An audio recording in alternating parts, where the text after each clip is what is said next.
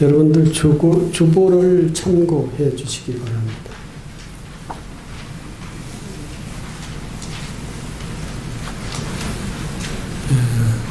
이 말씀은 오래전에 제가 한번 준비해서 말씀을 드릴까 하고 있는 그러한 주제입니다.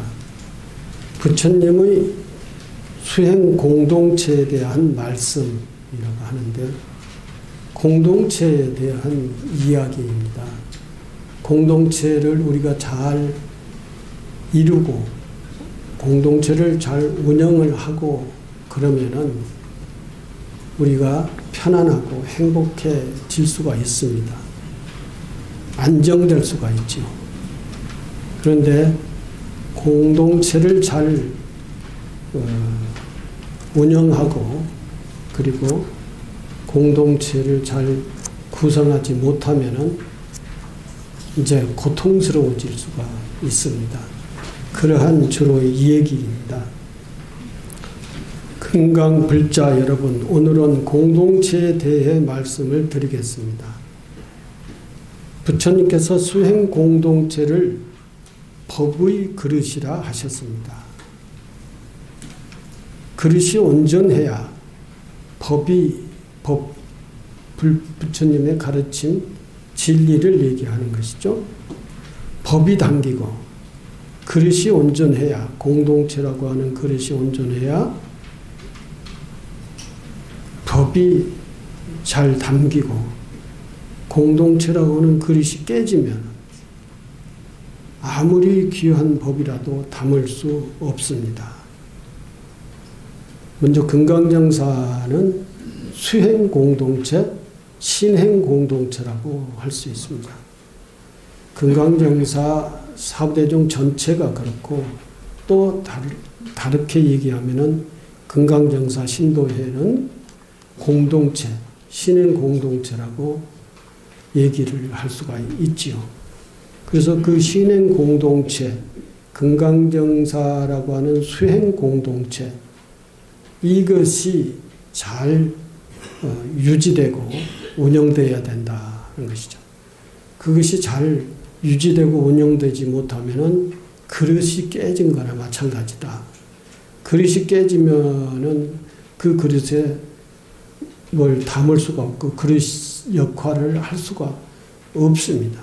그래서 여러분들 개개인적으로 신행생활을 해오면서 이 부처님의 오늘 이 말씀을 잘 실행을 했는지, 그것이 금강정사 신행생활을 하면서 잘 했는지, 또는 집에서 가족 공동체라고 하는 공동체가 있는데 그 가족 공동체를 잘 운영을 하고 공동체를 잘 지켰는지, 그것도 생각을 해보면서 들어주시면 좋겠습니다.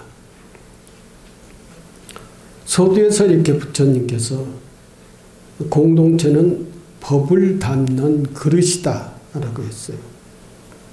금강정사는 수행공동체, 신행공동체라고 하는, 수행도 하고 신행도 하는, 신행이나 수행이 별반 다를 것이 없지만 또 수행하면은 또 다른 개념으로 생각하고, 신행하면은 일반 신도들이 하는 것이 신행이다라고 이렇게 생각을 할 수 있는데, 그것이 별반 다른 것이 없습니다.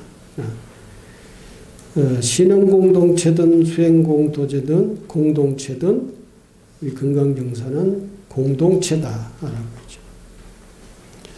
여시어경에 이렇게 말씀이 있습니다. 수행자들뿐만 아니라 일반 신행 불자들이여, 이렇게 고쳐 생각을 해도 되겠습니다. 많은 사람들이 불안과 불행을 위하여 세상에 하나의 원리가 생겨났으니 그것은 공동체의 분열이다.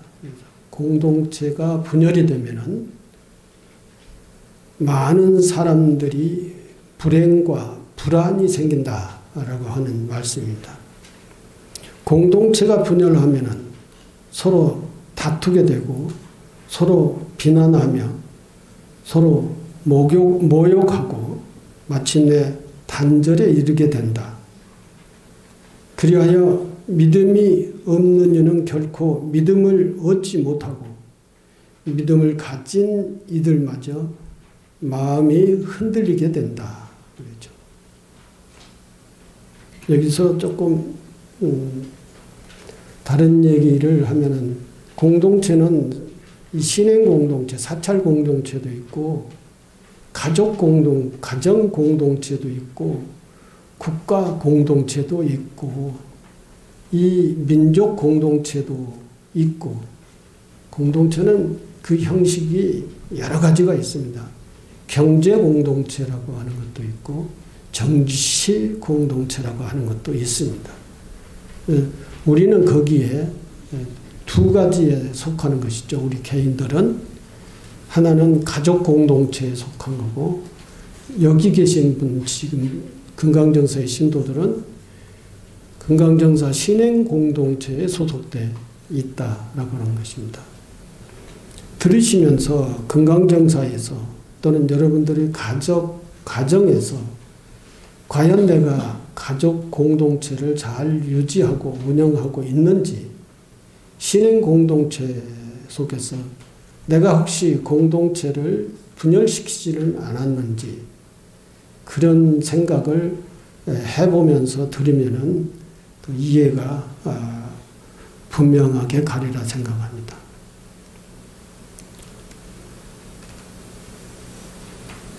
우리나라의 그 여러 가지 우리가 처해 있는 이 현 사회에 여러 가지 분열상이 있습니다.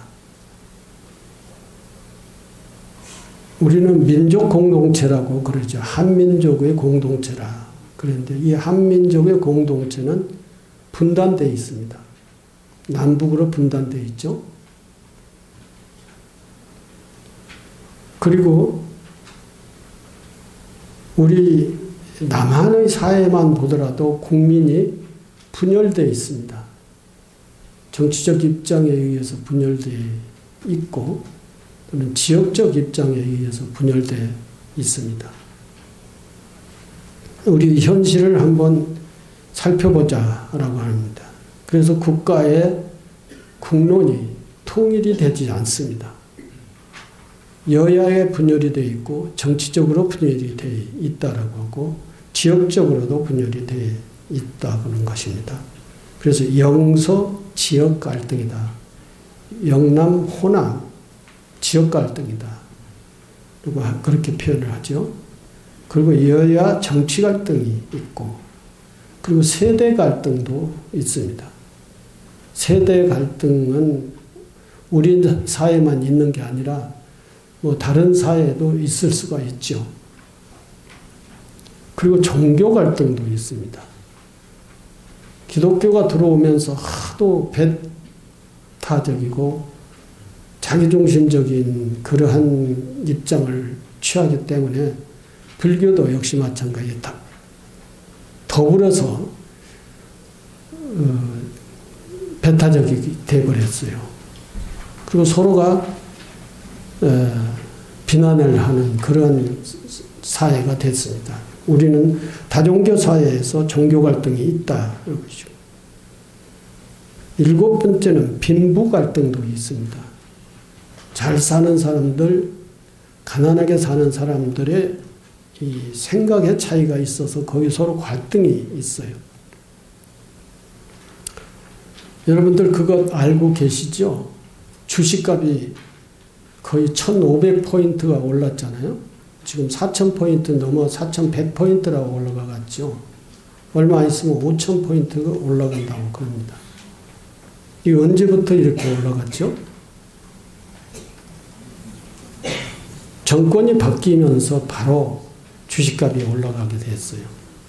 그리고 에이펙 이 행사가 여기서 열리면서 그때 이후로 주식값이 또 올라갔습니다. 근데 그 주식이 올라가면서 1,500포인트 정도 올라가면서 가장 그 주식에 이익 본 사람들이 어떤 사람들인지를 알고 계시죠? 돈 많은 사람들이죠.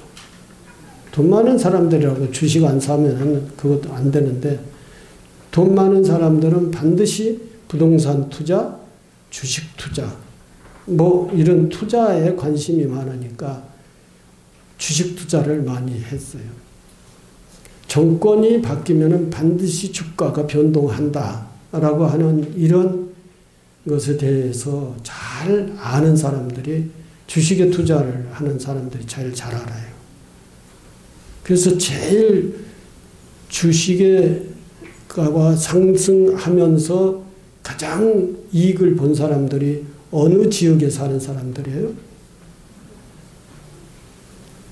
강남에 사는 사람들이 제일 주식에 투자를 많이 했고, 또 정권이 바뀌면서 이 정치가 안정되고 경제가 이제 또 안정 발전된다라고 하는 그런 뉴스를 들으면서 바로 주식에 더 투자를 많이 한 것이죠. 근데 거기에서 1500포인트 올라갔어요. 가장 단순하게 얘기하면은 삼성 주가가 5만원대에서 10만원대로 올라가면 배가 올라갔잖아요. 그래서 삼성 주가에 10억만 투자를 했으면 20억이 다 된 거예요. 이런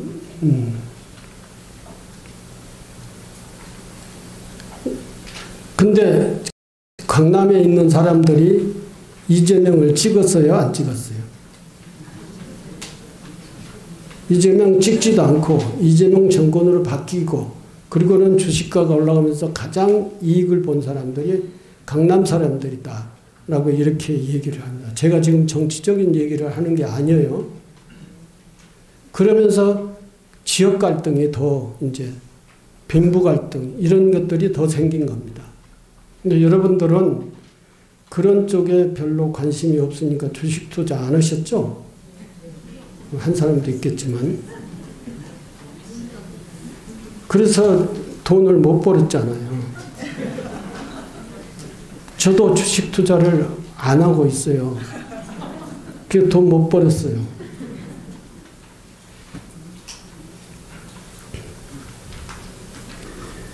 빈부 갈등, 이게 빈부 갈등이라고 하는 부분에 있어서 이런 데 세밀하게 사회의 흐름, 사회의 상황을 살펴보면은 그런 데에서까지도 갈등이 이제 생긴다라고 하는 얘기를 하고 싶은 거예요.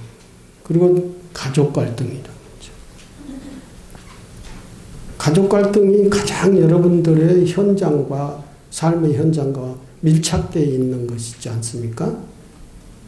가족 갈등에 의해서 생긴 게 뭐냐? 이혼이죠. 이혼. 그리고 재산 분배. 재력가가 돌아가시면 반드시 그 재력가의 자손들이 있어요. 그런데 그 재산에 의해서 싸웁니다.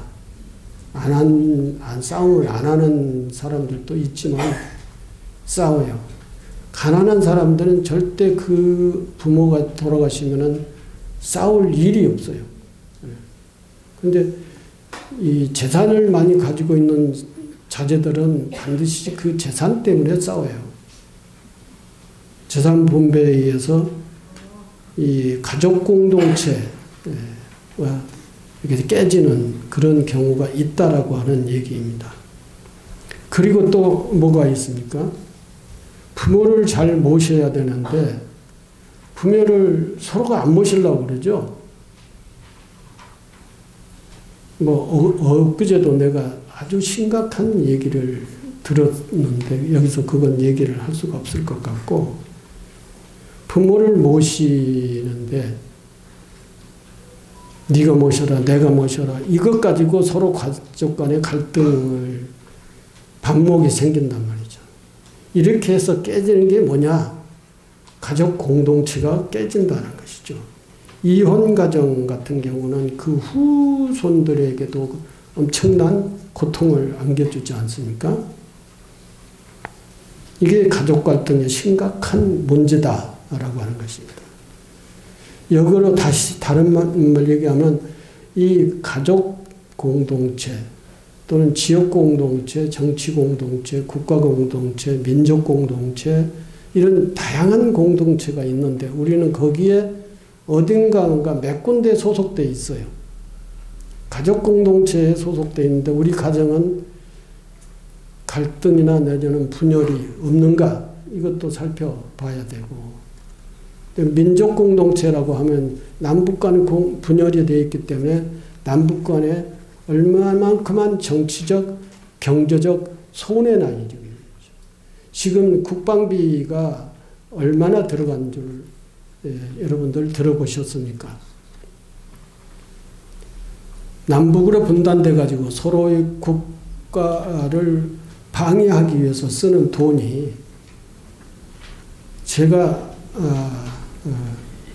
기억은 정확한지는 않습니다. 100억은 쓸 거예요. 남북 100조 남북에 합해가지고 그 100조를 만약에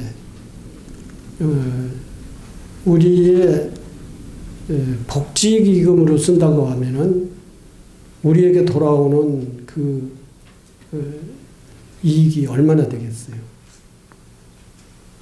그렇기 때문에 남북이 대립을 하지 않고 통일을 한다면은 그 국방비만이라도 국민들에게 복지기금으로 돌려주면은 얼마나 국민들에게 크나큰 이득이 돌아가겠느냐라고 이런 것들을 계산해보면 우리는 남북으로 갈라져 가지고 비행기 사야 되고 탱크 사야 되고 또 군함도 사야 되고 뭐 또 개발해야 되고 거기에 연구비도 더해야 되고 해서 100조가 가까이 남북이 쓴다는 겁니다.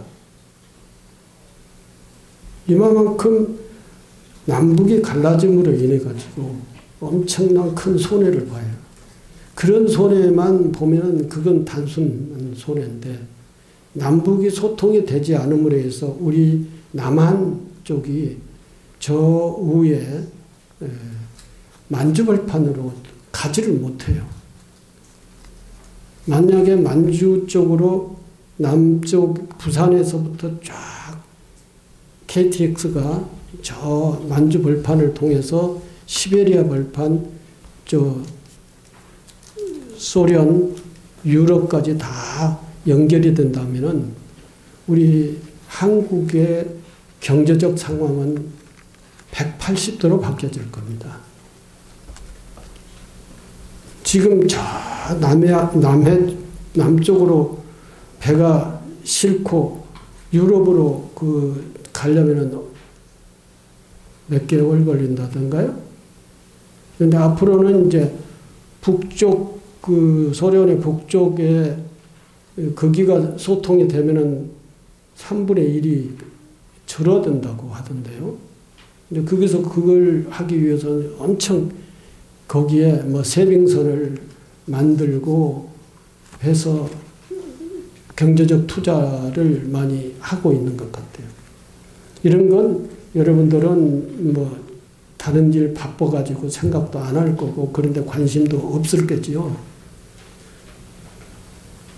남북이 분단되고 이러한 것들이 다 단절됨으로 인해 가지고 우리는 돈을 얼마나 많이 쓰고 얼마나 세금을 많이 내야 되는지 그런 것은 연결시켜서 생각을 해보지 않는 거예요. 그리고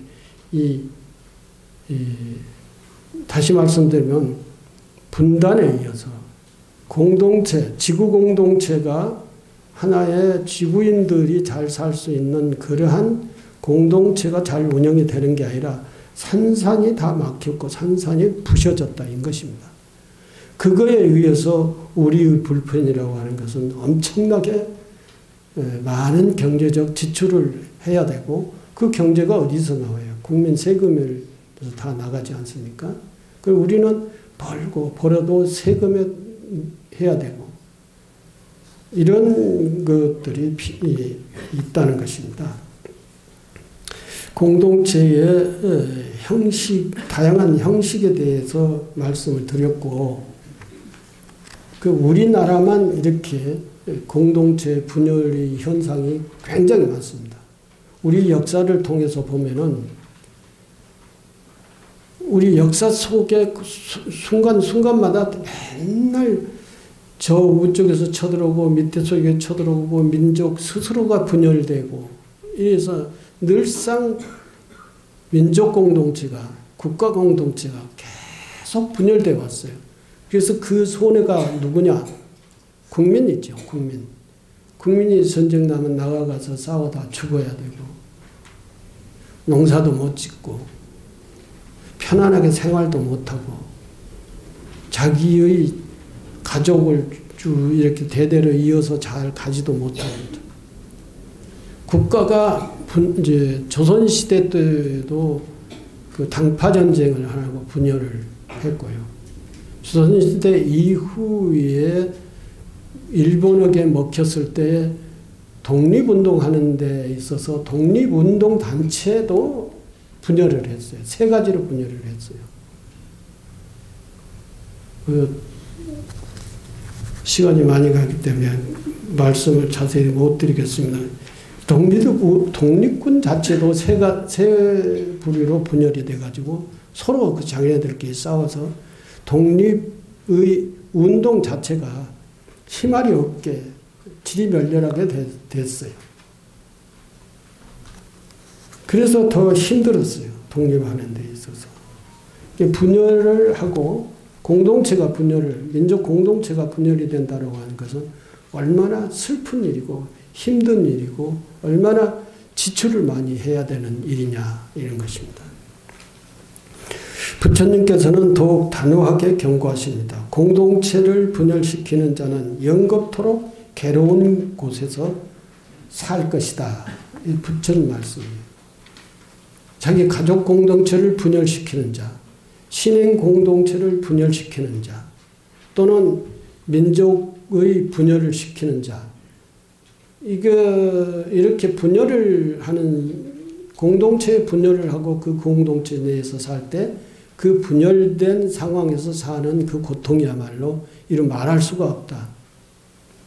여기 와가지고 금강정사 신행공동체에 분열시키는 역할을 내가 하지 않았나 반성을 해봐야 됩니다. 다른 사람들하고 혹시 싸우지는 않았나?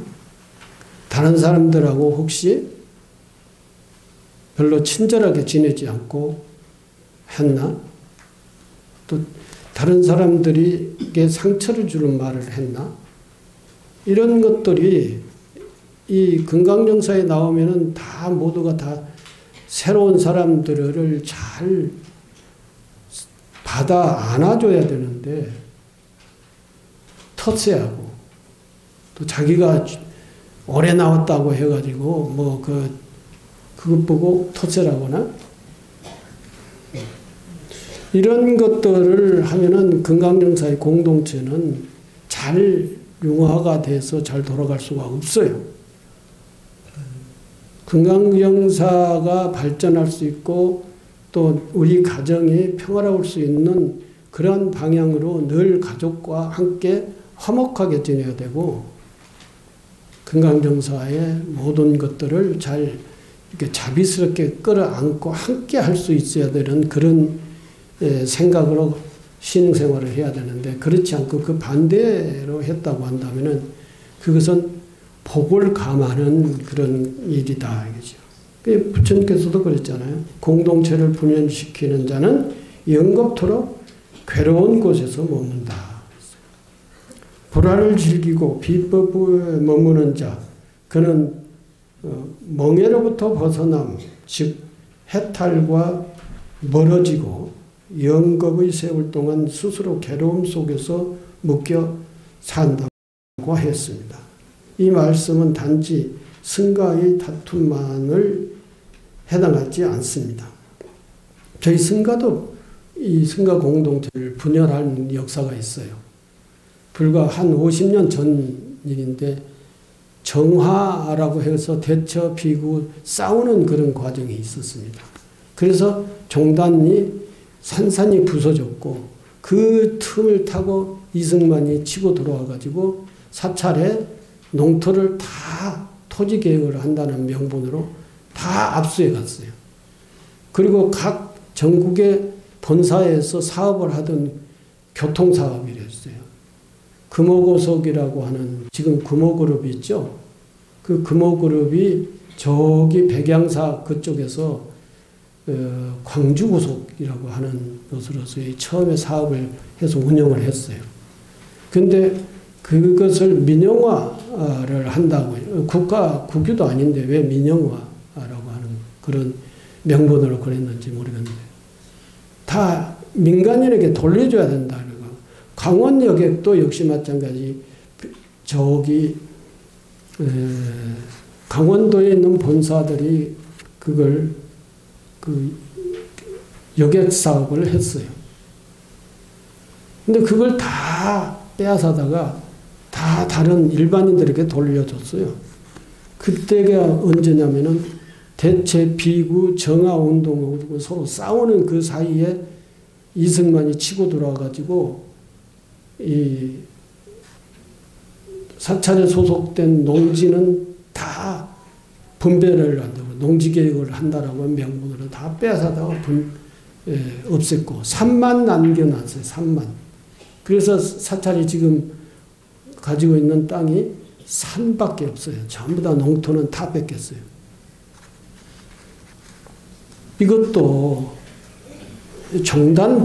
정화라고 하는 명분에서 그렇게 했지만 어쨌든 공동체가 서로 싸우고 분열을 하는 과정에서 이승만 씨가 기독교인이고 미군의 뒷받침에 의해서 여기가 대통령을 하면서 기독교를 앞장 세우기 위해서 성장시키기 위해서 불교를 압살을 해야만이 되니까 그때 그렇게 치고 들어와 가지고 대체 비구 싸우는 그 과정에 치고 들어와 가지고 농지 계획을 한다고 다 가져가고 사찰에서 운영하고 있는 그런 여객 사업을 전부 다 가져갔어요.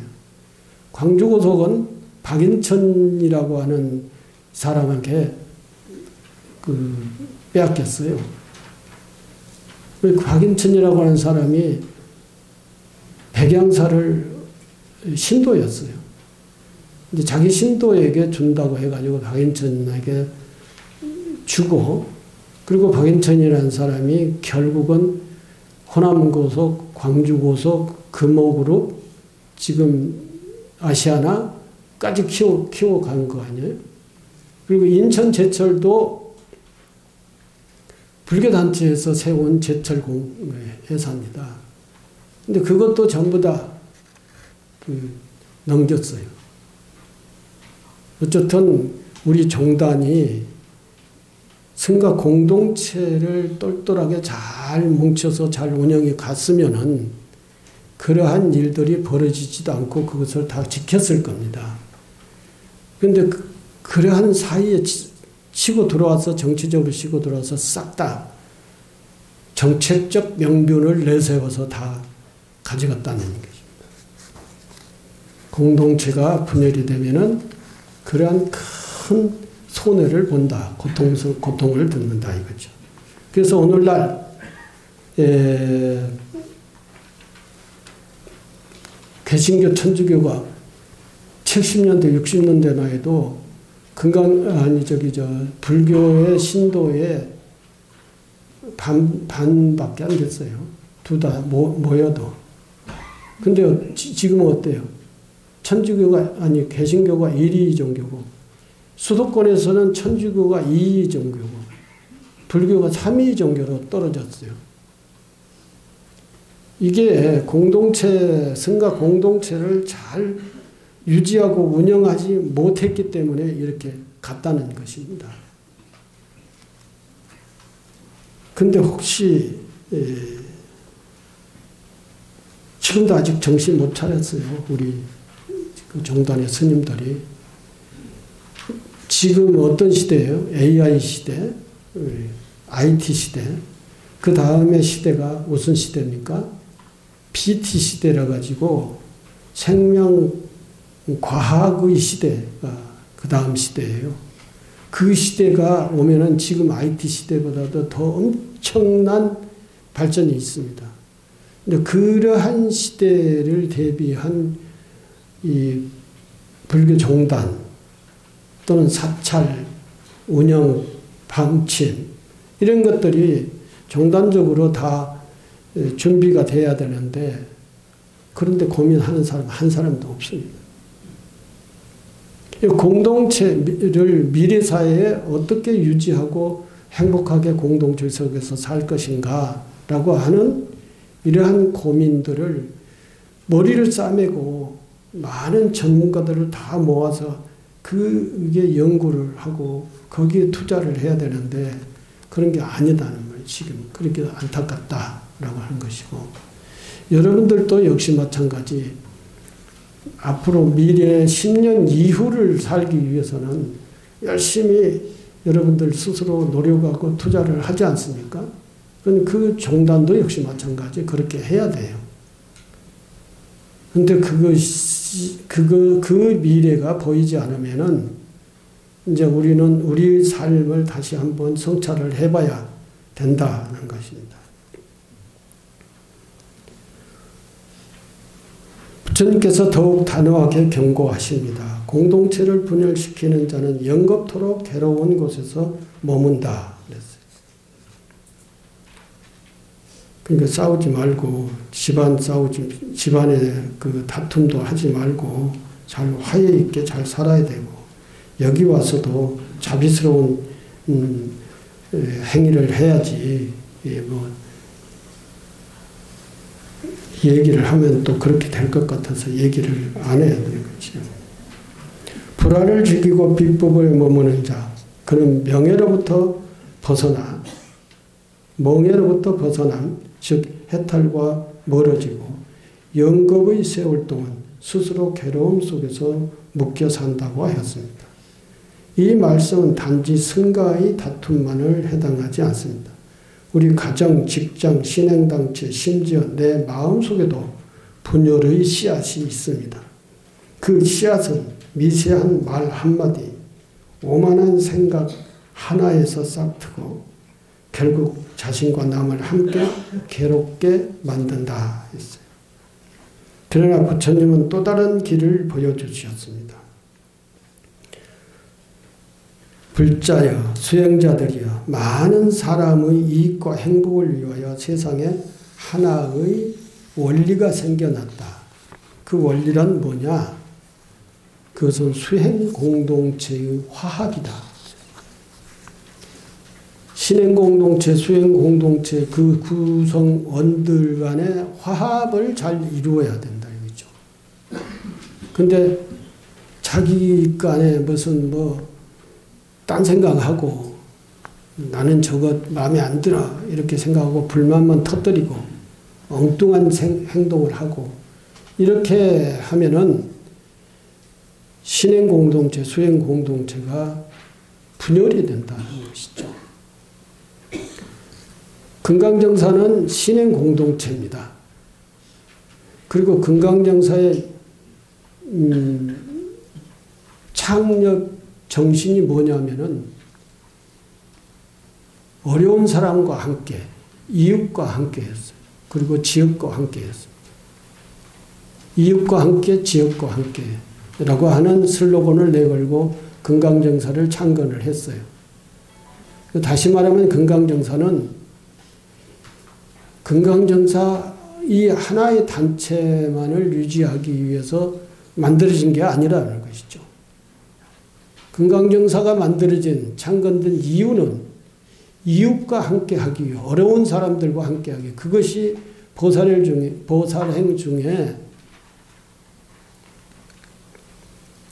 이웃과 함께라고 하는 것이 보살행이 있잖아요. 상구보리 하화종생이라고 하는 그것이 보살행이죠. 종생을 제도하겠다. 하화종생 이웃과 함께 하는 것은 상구보리 이웃과 지옥과 함께라고 하는 것이 사홍서원에서 중생무변 서원도 그 뜻이나 같은 거예요. 무량한 중생들을 반드시 진리의 세계로 제도를 하겠다라고 하는 사홍성의 그러한 뜻과 같은 것이라는 것이죠. 그래서 금강정사 자체가 신행, 수행 공동체이기도 하지만 그러나 지역 공동체에도 속해 있는 거예요. 이 지역을 위해서 가만히 안 있겠다 그런 거예요. 그래서 지금 우리가 가만히 있지 않고 지역과 함께 결합하는 사업이 뭐냐? 행원 사회적 협동 조합이에요. 그것을 법인을 만들어서 행원의 사업이 진행되고 있고 청소년 센터를 운영하고 있고 철산복지관을 운영을 하고 있고 어린이집을 운영을 하고 있는 거예요. 이게 다 광명시 시민을 위한 사업이지 않습니까? 그러한 기관, 사업기관을 통해서 부처님의 자비가 시민에게 전달될 수 있도록 하자라고 하는 뜻에서 지역과 함께 이웃과 함께라고 하는 그러한 슬로건을 내걸고 금강정사 창건이 돼서 지금 35년인가요? 91년도에 창건됐고 지금 35년이죠? 35년간 활동해 온 활동 내용들이 그런 것이었다는 것입니다. 여기에 여러분들은 참여를 한 거예요. 여기에. 내 개인의 혼자만을 위해서 여기에 금강정사에 다니는 게 아니라 금강정사가 하고자 하는 사업에 참여를 여러분들이 그런 생각을 하고 안 하고 간에 여기에 참여한 것이 됐다는 것입니다.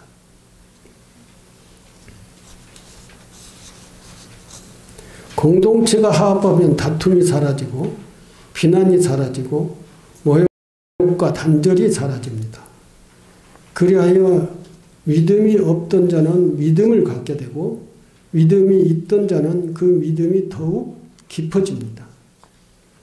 화합은 단순히 싸우지 않는 것이 아닙니다. 서로의 다름을 인정하고 함께 정법에 머물며 서로를 향해 자비의 마음과 따뜻한 눈빛을 보내면서 사람들하고 함께 이렇게 지내는 것이다. 자기의 개성을 발휘하기 위해서 자기 개성이 공동체에 큰 도움이 된다고 하면 자기 개성을 여기 와서 발휘하면 좋은데 아주 특수한 예민한 까칠한 그런 개성을 여기에 펼치기 위해서 여기 다니는 것이 아니다는 것입니다. 그러한 까칠한 이러한 생각, 이러한 행동, 이러한 성격을 둥글둥글하게 자비스럽게 따뜻하게 해서 여기 사람들과 함께 어울려서 이게 이웃과 함께 지역과 함께 하는 이 금강정사와 하나가 되기 위해서 하는 거라는 겁니다. 여기 나오신다는 이유가 나는 개성이 그렇고 나는 성격이 그렇고 그래서 나는 잘 못 어울려요. 이런 식으로 얘기하면은 이 금강정사가 하고자 하는 가고자 하는 길에 함께 가는 사람이 아니에요. 또 부처님은 이렇게 말씀하십니다. 화합을 즐기고 정법에 머무는 자, 고통의 멍에로부터 벗어나고 편안해서 멀어지지 않는다. 평안해서 멀어지지 않는다. 공동체의 역할을 이루면 영겁토록 천상에서 기뻐한다. 그랬어요. 공동체를 깨면은 영원히 고통 속에 살 것이고 공동체를 잘 운영하고 참여하고 이루면은 천상에서 영원히 살 것이다. 부처님이 그때 시대의 언어로 이렇게 말씀을 하셨다는 것입니다. 화합은 해탈의 문으로 향하는 길이며 그 길 위에 법이 피어나고 자비가 열매 맺습니다. 우리가 화합을 할 때 법은 우리 안에서 자라고 그 법이 세상을 밝히는 등불이 됩니다. 우리라고 하는 것은 이 금강정사라고 하는 신행 공동체 안에서를 얘기하는 거고 우리 안에서 자란다고 하는 것은 그 신흥 공동체 안에서 행복이 자라고 안정이 자라고 법의 빛이 이제 밝혀진다 하는 것입니다. 오늘 이 가르침을 통해 먼저 내 마음의 분열을 돌아봐야 합니다. 내 안의 분열이 사라질 때 비로소 가정이 화합하고 신행 공동체가 화합하면 그 화합이 세상을 평화롭게 만듭니다. 여러분, 신행 공동체 화합은 수행의 꽃이며 그 꽃이 피어야 평화와 자비의 열매가 맺습니다. 서로를 이해하고 말을 아끼며 자비롭고 정법 안에서 함께 걸어갑시다. 그리하여 우리가 부처님 가르침처럼 많은 사람들의 이익과 행복을 위하여 빛나는 신행 공동체가 되기를 다 같이 소원합시다. 감사합니다.